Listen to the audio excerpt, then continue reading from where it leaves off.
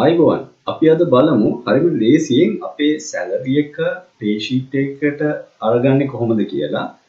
හරිම ලේසි විදිහක් තියෙන වෙබ්සයිට් එකක් අපිට ඒකට තියෙනවා. දැන් සැලරි දෙන විදිහත් එක්ක එක එක කම්පැනිස් වල එක එක විදිහටත් එක්ක සහ අලුතින් ජොබ් එකකට යද්දී take home amount එක අපි කියන විදිහත් එක්ක දැන් වෙනස්කම් තියෙනවා. එතකොට අපිට කන්ෆියුස් වෙන්න පුළුවන් අපේ tax එක කොහොමද කැපිලා තියෙන්නේ, EPF ETF කොහොමද ඇවිල්ලා තියෙන්නේ. එතකොට බේසික් සැලරි එකත් එක්ක කොහොමද වෙනස් වෙලා තියෙන්නේ, EPF ETF amounts ඒවා හැදිලා තියෙන විදි.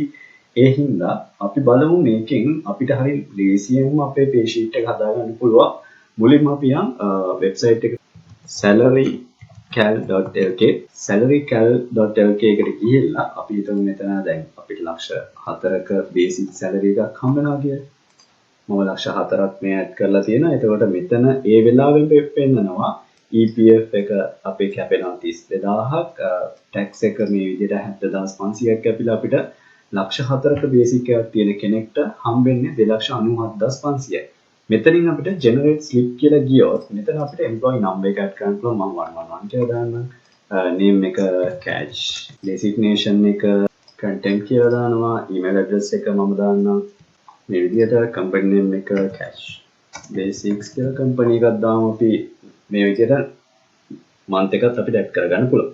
ඊට පස්සේ generate දුන්නාම මෙන්න මේ විදිහට slip එකක් එනවා. එතකොට earnings මෙහෙම basic salary එක අපිට පෙන්නනවා. ඊට පස්සේ deductions ටික අපිට පැහැදිලිව පෙන්නනවා. මෙන්න මේ විදිහට total deduction එකක් වෙලා තියෙනවා ලක්ෂ 4ක් වැඩි ගන්න කෙනෙක්ගේ.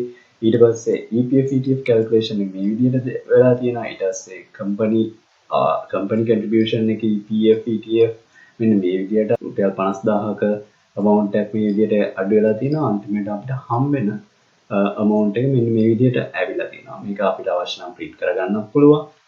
මම හිතනවා හොඳ solution එකක් හම්බෙන්නේ නැති ඔයාලට මේක හරි ලේසියෙන්ම බලා ගන්න විදියක් pay slip එක ඔයාලගේ. බොහොම ස්තුතියි. subscribe කරන්න අපේ YouTube channel එක. එකතු වෙලා ඉන්න TikTok, Facebook, Instagram එන හැමෝටම ජය වේවා.